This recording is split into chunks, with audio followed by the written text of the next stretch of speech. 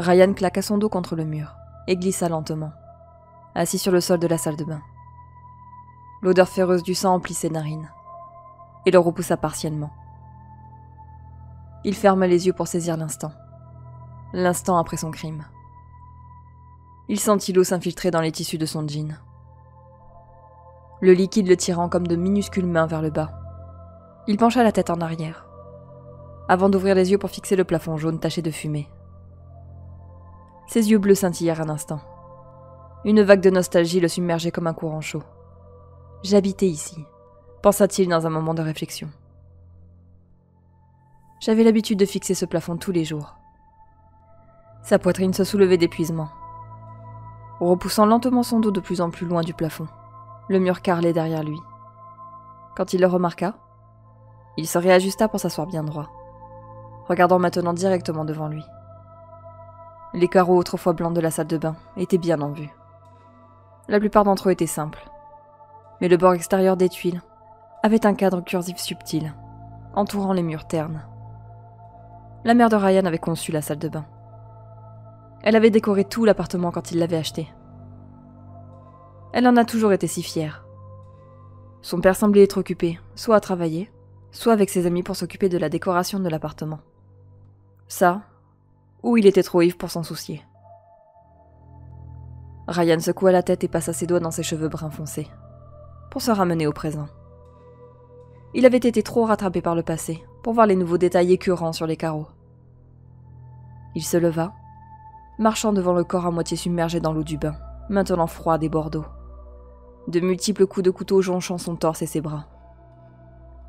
Il jeta un regard oblique au corps. Elle doit avoir la moitié de mon âge, pensa Ryan. Les poings fermement serrés. L'un tenant maintenant un petit couteau de cuisine. Il s'arrêta et se corrigea. Est-ce que elle avait la moitié de mon âge ? Elle avait teint ses cheveux blonds avec une couche noire en dessous. Ses ongles étaient ornés de petits motifs de licorne et de dragon. Ce qui devait bien passer dans l'école où elle travaillait. C'était une femme petite mais trapue. Et d'après les souvenirs de Ryan, elle avait une voix basse et grondante, cassée par une douzaine d'années à fumer 30 cigarettes par jour. Un match parfait pour papa alors, disait-il toujours. Ryan se figea soudain. Il jeta le couteau ensanglanté devant lui dans la chambre, et agrippa ses cheveux à deux mains. Elle n'a rien fait de mal. Elle n'a rien fait de mal. Elle n'a rien fait de mal, se dit-il en se balançant doucement en restant debout. Des larmes montèrent au coin de ses yeux, et il trembla de peur. Il prit quelques respirations profondes, et il cessa soudainement de trembler. Ses mains retournèrent à sa taille, et ses yeux s'ouvrirent, semblant maintenant froid et sans remords. L'appartement était minuscule maintenant que Ryan y était revenu à l'âge adulte. La salle de bain menait directement dans la chambre principale. Il se souvenait de quelques bons Noël dans cette pièce avec ses parents. Tous blottis, ouvrant des cadeaux et mangeant des bonbons. Maintenant, tout ce qu'il pouvait voir était la tromperie. Il jeta un dernier coup d'œil à la scène du meurtre, prenant conscience de ce qu'il avait fait pour la dernière fois, avant de fermer la porte. Il ne supportait plus l'odeur. La chambre apporta un nouvel arôme à son nez, l'alcool. Le passe-temps préféré de son père, disait-il toujours à ses professeurs. Ils en riaient généralement, comme d'une blague drôle faite par un enfant stupide, mais c'était vrai. Sa mère a toujours essayé de limiter sa consommation d'alcool et de cigarettes, en particulier autour de Ryan. Mais cela ne s'est jamais bien terminé. Il donna un coup de pied dans une bouteille vide de whisky bon marché, avec ses bottes noires, laissant derrière lui des empreintes rouges. Cette pièce était aussi décolorée par la fumée de cigarettes. Les souvenirs des moments qu'il avait passés ici ont essayé de rentrer dans le chaos qu'était son esprit à ce stade. Mais il les a coupés. C'est du passé. Concentre-toi sur le présent, se disait-il en continuant de sortir de la chambre et se diriger vers le salon. Il était passé devant toutes les autres pièces pour pouvoir faire l'acte, et n'avait pas remarqué grand-chose depuis le salon. La pièce était essentiellement sa chambre. Maman lui délimitait toujours un coin pour jouer et faire ses devoirs, quand elle n'aidait pas papa à sortir d'un bar, ou qu'elle n'occupait pas 2 emplois, pour compenser le dernier licenciement de papa. Le canapé, maintenant un musée pour les vieilles bouteilles de bière vides, était le lit de Ryan. Le voir dans un tel état de délabrement lui faisait horreur. Il se souvenait de beaucoup de bons moments à regarder la télévision un samedi matin. Le son montait aussi fort que la télé pouvait le supporter. Il savait toujours pourquoi il était aussi fort. Il l'entendait entre les programmes ou les pauses publicitaires. L'éclaboussure de vomi frappant l'eau des toilettes. Le cliquetis des bouteilles qui claquaient sur le sol. Et les concours de cris que sa mère et son père avaient régulièrement. Le claquement de mains aigu et fort rencontrant la joue. Le silence assourdissant qui suivit. Les portes qui claquent, alors que son père quittait l'appartement pour le bar. Le doux bruit sanglotant de sa mère, pleurant près de la table de chevet. Parfois, Ryan rentrait dans la pièce pour la serrer dans ses bras et lui dire que tout allait bien, ne comprenant pas tout à fait ce qui se passait. Elle lui souriait et lui caressait les cheveux, les larmes coulant le long de sa joue et de son œil meurtri lentement. Ryan trembla une fois de plus de rage. Il donna un coup de pied dans une bouteille vers le téléviseur, la brisant avec un flash électrique. Il se leva et se dirigea vers la porte d'entrée. Il se souvint du jour où sa mère avait fait de même. Son père à genoux, sanglotant comme un enfant gâté en passant devant lui, suppliant comme un chien affamé. Ses yeux étaient pleins de larmes, mais elle ne les montrait qu'à Ryan. Elle ne voulait pas donner cette satisfaction à son père.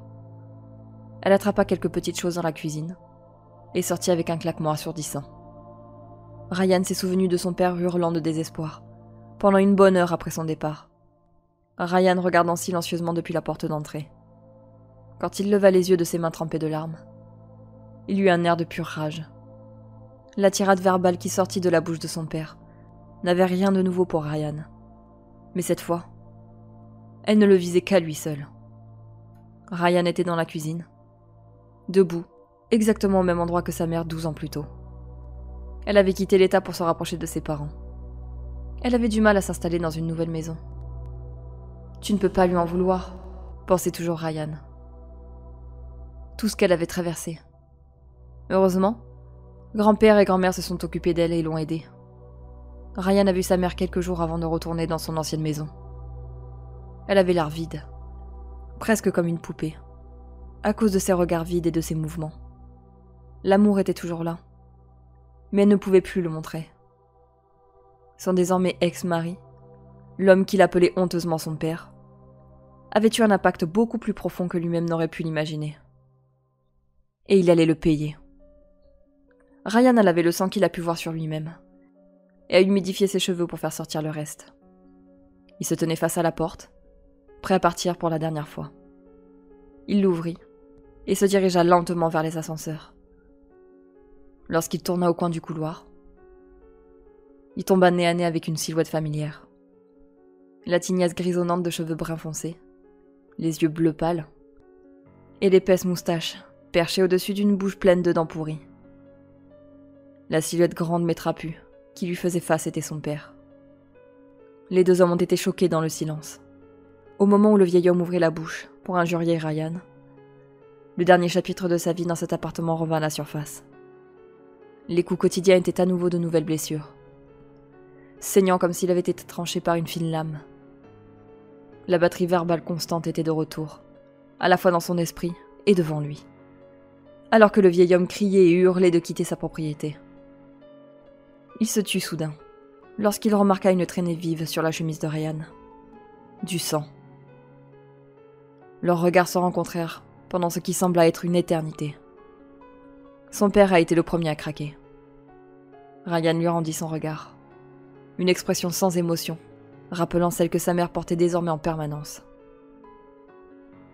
Le vieil homme se précipita vers son appartement, laissant tomber un grand sac en plastique, rempli de vin et de cigarettes.